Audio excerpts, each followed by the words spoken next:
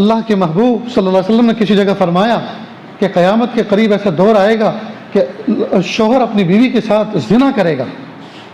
سمجھ میں نہیں آتا تک بیوی حلال اور شوہر اس کے ساتھ جو عمل کرے تنہائی کا، وہ زنا کیسے ہو جائے گا؟ ہاں اب سمجھ میں آ رہا ہے کہ وہ اپنی بیوی کو یوز کر رہا ہوتا ہے حلال طریقے سے.